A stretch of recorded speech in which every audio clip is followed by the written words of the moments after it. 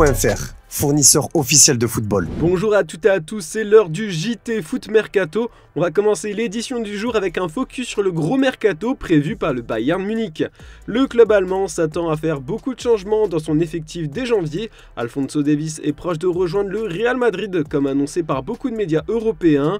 Du coup, son remplaçant a déjà été trouvé. À en croire les informations du journal munichois Abendzeitung, le Bayern va mettre le paquet pour s'offrir Alejandro Grimaldo. Lié avec Leverkusen jusqu'en 2027, on estime son transfert à plus de 25 millions d'euros. Les dirigeants bavarois regardent surtout en Première Ligue pour se renforcer. Sky Germany évoque un intérêt pour Takehiro Tomiyasu, mais même si le japonais n'est pas un titulaire indiscutable aux yeux de Mikel Arteta, Arsenal ne semble pas avoir l'intention de s'en séparer et l'aurait fait savoir à son homologue allemand. En ce qui concerne Raphaël Varane annoncé du côté du Bayern, la rumeur serait infondée d'après Bild qui assure qu'en Bavière, on va privilégier des jeunes plutôt qu'un homme qui a déjà atteint le sommet de sa carrière.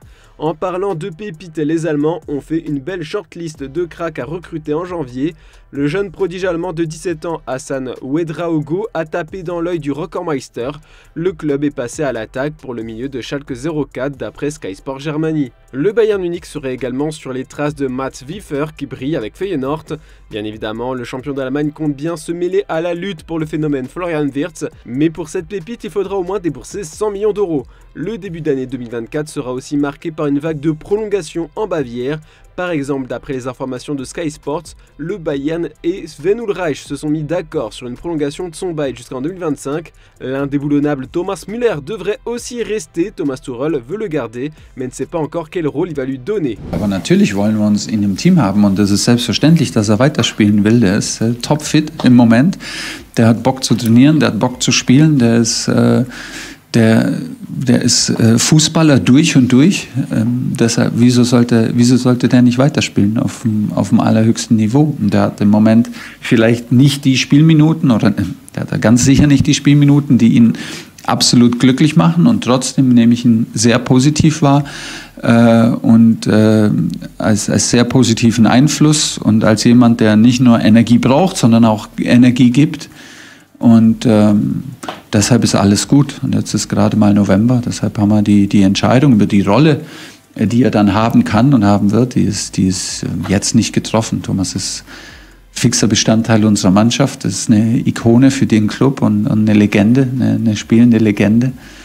Und deshalb bekommt er den maximalen Respekt von uns.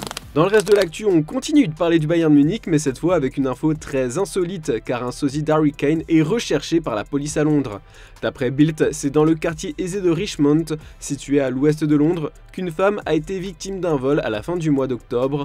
Toujours en quête du malfaiteur, la police a dressé son portrait robot et la ressemblance, notamment au niveau de la forme de la tête, du nez, de la barbe et du contour des yeux, est surprenante. Par la suite, la photo diffusée par les autorités britanniques a suscité des réactions chez les fans bavarois sur les réseaux sociaux.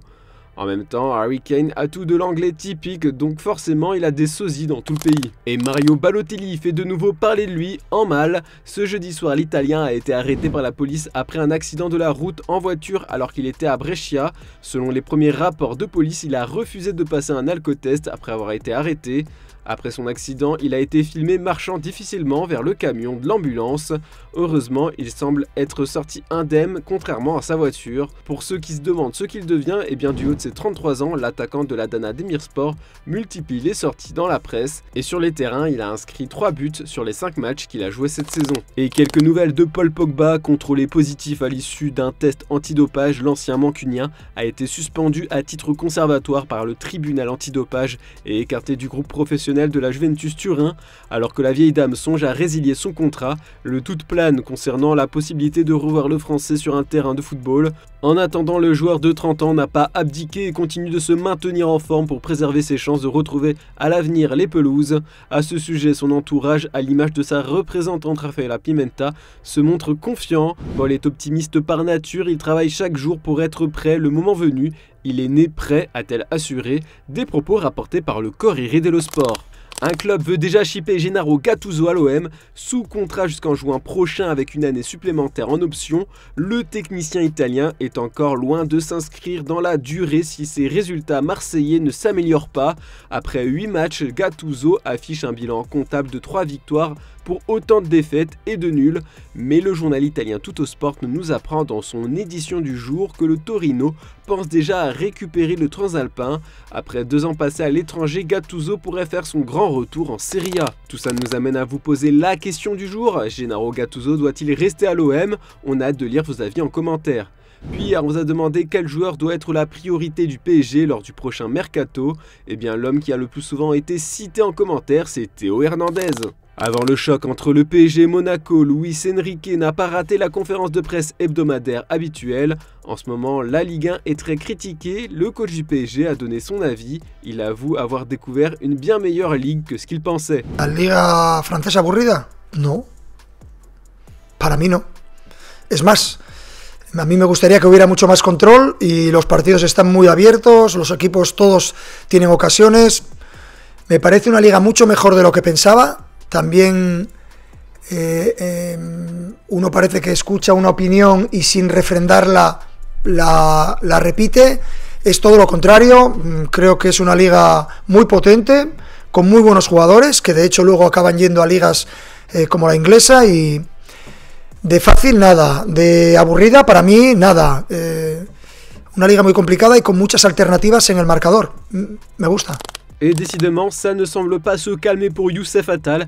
À la mi-octobre, le latéral droit algérien avait publié une vidéo polémique sur sa story Instagram du prédicateur Mahmoud Al-Hassanat, invoquant Dieu d'envoyer un jour noir sur les juifs. Un incident qui n'est pas passé du côté de la classe politique, mais surtout de son club, l'OGC Nice, qui a décidé de l'écarter du groupe professionnel jusqu'à nouvel ordre avant d'être sanctionné par la Ligue de football professionnel avec une suspension ferme de 7 matchs à partir du 31 octobre. Et selon les dernières informations de Nice Matin, l'international des Verts a été placé en garde à vue dans les locaux de la police judiciaire, et ce plus d'1 mois après l'ouverture d'une enquête par le parquet de Nice, quelques heures suivant la publication de la story en question. Le quotidien régional ajoute que le défenseur de 27 ans pourrait même être déféré ce vendredi dans la journée. Après avoir répondu aux questions de la PJ, Attal sera jugé pour provocation à la haine raciale à raison de la religion, et non pour apologie du terrorisme et provocation publique à la haine ou à la violence, initialement retenu par le procureur azuréen.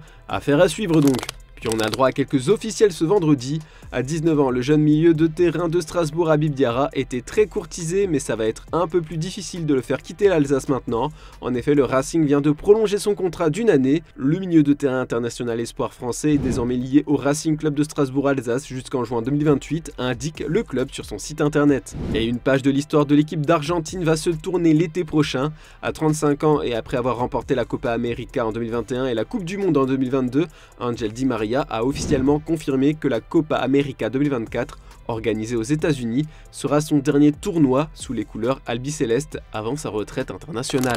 Enfin, l'image du jour, le PSG a ouvert son entraînement à la presse, une séance pendant laquelle Bradley Barcola s'est joué de Colomboigny, victime d'un petit pont pendant le traditionnel taureau. Je vous laisse mater ça et à lundi pour un nouveau JT sur Foot Mercato.